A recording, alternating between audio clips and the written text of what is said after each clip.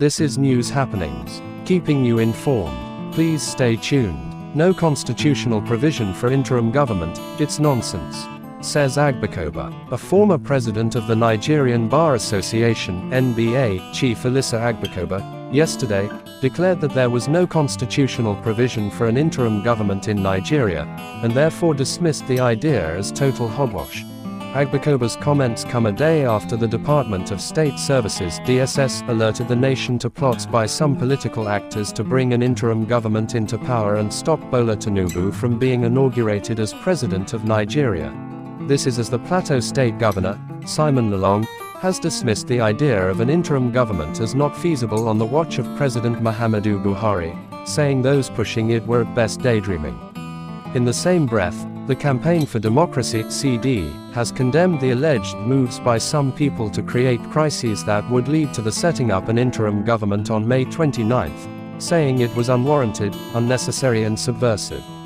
But a former Deputy National Publicity Secretary of the All Progressives Congress (APC), Timmy Frank, has described the alarm raised by the DSS as fake and an attempt to arrest the presidential candidate of the People's Democratic Party (PDP), Atiku Abubakar, and his Labour Party (LP) counterpart, Peter Obi, before the May 29. However, in a communiqué, Agbakoba, a senior advocate of Nigeria (SAN), who declared that saying those behind the plot must be handed the gravest possible consequences for the treasonable intent, also said though the general election might have held under the most challenging circumstance, still, a president-elect has emerged and that fact must be respected and accepted.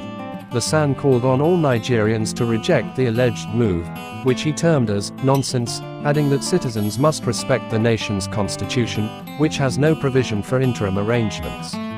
Agbakoba was of the opinion that if the other presidential candidates had accepted the democratic process by lodging petitions before the courts, then, it is very difficult to understand upon what basis anyone considered that an interim government was a viable and legal alternative. His words, "It is shocking to learn from the Department of State Services that secret plans are underway to undermine Nigeria's democratic process and transition, by arrangements of what is described as an interim government.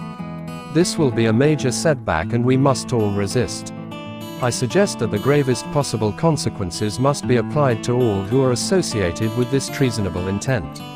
The general election has held, albeit under the most challenging circumstance. Thank you for staying tuned. Please like, share and subscribe for more information. Do have a great day.